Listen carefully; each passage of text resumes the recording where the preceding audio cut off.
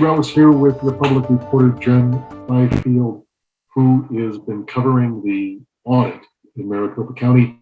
Jen, what should we expect this week in audit land? Well, I'm glad to be back. I think the last time we did this, right, we were talking about Sharpies right after the election. So it's been quite a while and we're still talking about the election.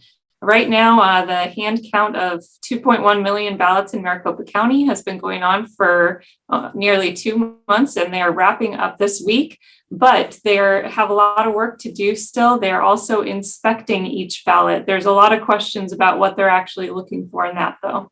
Well, so this week we can expect the hand count to be finished, but it looks like there's a part of the Coliseum floor that is being used to inspect the ballots. What are they doing? Do you know how that process is working? I think two of the largest theories we've heard about, right, have to do with bamboo fibers and watermarks. Turns out my reporting this week has found that neither of those may be what they're focusing on down there. We zoomed in on their computer screen. They're looking at the ballots under digital microscopes and taking photos of specific areas of the ballots. One of those areas is the oval that you fill in for the presidential contest.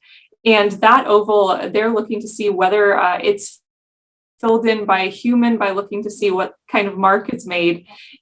This is one way that they say they can tell whether maybe some fraudulent ballots were submitted by machines filling them out.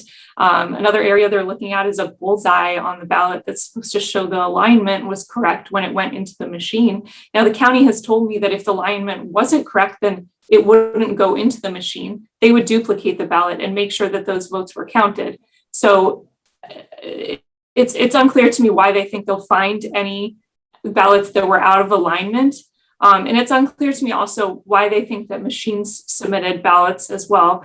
As you know, we know of no widespread fraud that was proven through previous audits and through multiple court cases that were dismissed. Right, so I guess they are trying to see whether a mark was made, like of a weight of a human hand with a pen versus photocopying, maybe a machine photocopying ballots. Is that kind of seeing where we're headed? That's the impression that I get, although I am receiving this information from a spokesperson for the audit, not the contractors themselves. And the information, as you know, we get different information at different weeks. So this is just what we know at this time. So there was some chatter on some Telegram users, and OAN reported missing ballots. But it seems like the spokesperson for the audit, Randy Pullen, threw some water on that story. Yeah, you're correct. There were some rumors going around that there were missing ballots. Randy Pullen, who is serving as the spokesperson, said that those ideas are crazy. And that's a direct quote from him. So while there's people claiming to have inside information about the results of the audit, all along, Randy has said that that's not the case. We mentioned the watermarks. Your reporting, and I guess from being in the Coliseum itself, like they stopped looking for watermarks, is what you understand? Yeah, as you remember, there was a conspiracy theory that Trump had submitted ballots with watermarks or without watermarks into the stack of ballots that were counted here. I really don't know. We don't know where that originated. As we said in our story, there may be a QAnon tie into that theory. At first, they were running the ballots under ultraviolet lights to check for watermarks. Now, when they were questioned on that multiple times, and when it was clear that there were no watermarks on the ballots, they stopped doing that a few days in. So they haven't done that in a while.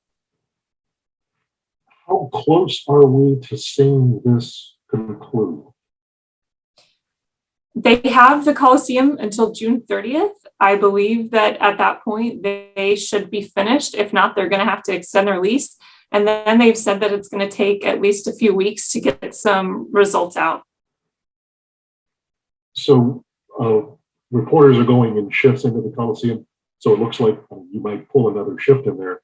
I guess the only saving grace is I understand the air conditioning in the Coliseum works spectacularly well. Is freezing in the Coliseum. So I'll be at least in air conditioning for half of a day. Jen, thanks for all your hard work on reporting on this, and we'll catch up with an update soon. Okay, thank you so much.